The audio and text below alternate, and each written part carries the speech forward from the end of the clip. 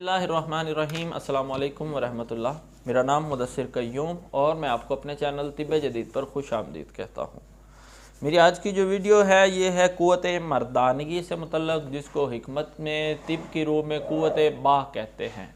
बहुत सारे लोगों ने यह लफ्ज़ बहुत बार सुना होगा क़ुव्वत बाह, लेकिन इसका मतलब आपको नहीं पता। क़ुव्वत बाह क्या होता है? क़ुव्वत मर्दानगी यानी कि वो ताकत जो जमा के लिए, सेक्स के लिए ज़रूरी होती है, डैट इज़ कॉल्ड क़ुव्वत बाह। अगर आपको सेक्स में पूरी ताकत नहीं है आपके अंदर, आप वीक हैं, सेक्स अच्छे से नहीं कर सकते, इसका मतलब यह है कि आप में क़ुव्वत बाह कम है।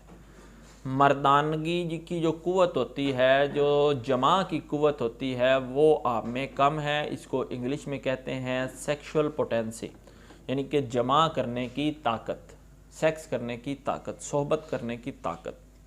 बहुत सारे अल्फाज हैं इसके।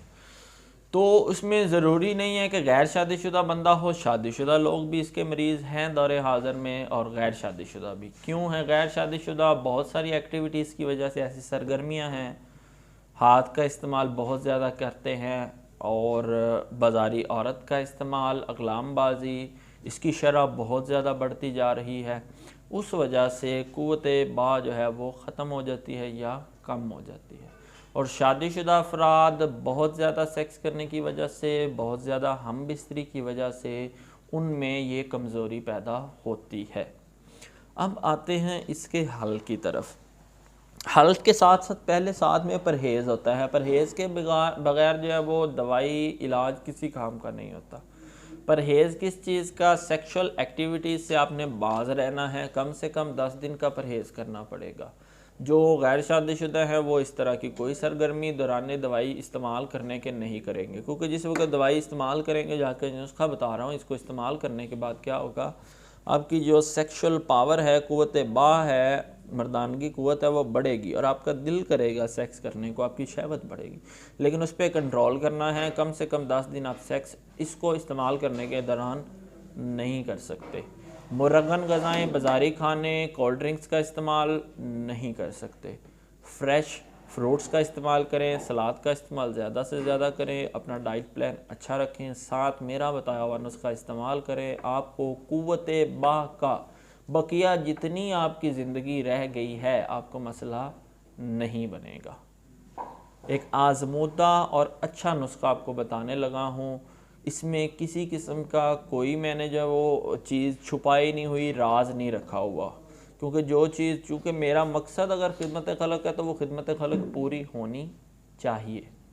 नुस्खे को गौर से सुने और इसको लिख लिया करें और तैयार करें। आपका जो है वो मसला इंशाल्लाह हल हो जाएगा। क्या लेना है आपने? प्याज का पानी लेना है 100 ग्राम। प्याज का पानी, सफ़ेद प्याज का पानी निकाल लेना है 100 ग्राम उसका पानी। उसका जो पानी किस तरह निकलेगा, उसको आप चॉप करें, चॉपर के अंदर काट ले छोटा छोटा, बिल्कुल छोटा छोटा। सफ़ेद कपड़ा लें, उसके अंदर उसको डाल लें और उसको अच्छी तरह निचोड़ लें। 100 ग्राम पानी निकलना चाहिए, 100 ग्राम प्याज नहीं, 100 ग्राम पानी लेना है उसका। 100 ग्राम पानी लेने के बाद प्याज का 350 ग्राम शहद लेना है। कोशिश करना है खालिस शहद हो, छोटी मक्खी का हो। अगर आपके मौजूदगी में कोई आपको निकाल के दे तो बेस्ट है। मूसली लेनी है, सुंबल ये आपने लेनी है, और गुल सुंबल। मूसली सुंबल जो है 80 ग्राम लेनी है और गुल सुंबल 10 ग्राम, 2 चीज़ें। उसके बाद जो है खार खुश्क, खुश्क कांटे की तरह की एक जड़ी बूटी होती है, अच्छे पंसार स्टोर से आपको मिल जाएगी। खार खुश्क 80 ग्राम, इसको अच्छी तरह पीस लेना है। अच्छी तरह पीसने के बाद कपड़े से छानना है ताकि पाउडर सिर्फ बच जाए। फिर पीसें, फिर छानें, फिर पीसें, सिर्फ पाउडर की शक्ल में खालिस्तन पाउडर बन जाना चाहिए खार खुश्क का। ये जो 3 जड़ी बूटियाँ बताई हैं, इनको पीस लेना है। पीसने के बाद क्या करना है, शहद को और प्याज को अच्छी तरह मिक्स कर लेना है। शहद को हल्की आंच पे रखें, उसमें प्याज का पानी डाल लें, उसको पकाना शुरू करें। जिस वक्त प्याज सारा उसके अंदर पक जाए, आपको पानी उसका नज़र ना आए, फिर ये सारी जड़ी बूटियाँ पीस के उसके अंदर शामिल करनी है और उसको अच्छी तरह हिलाते जाना है।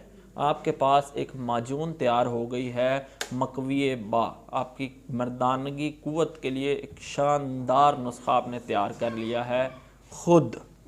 इस्तेमाल किस तरह करेंगे? आधा चम्मच सुबह शाम नीम गर्म दूध के साथ, सुबह नाश्ते के 1 घंटे बाद, रात को खाना खाने के 1 घंटे बाद इस्तेमाल करते जाएं। 3 से 4 खुराकों के बाद आपको पता चलेगा कि वाकई ही आप कोई चीज़ इस्तेमाल कर रहे हैं। जिस वक्त कुव्वत बात ठीक हो जाए, बढ़ जाए, मुझे कमेंट करके, मैसेज करके दुआओं में लाजमी याद रखिएगा। इजाज़त दें। अल्लाह ताला आपका और मेरा हामी नासिर हो।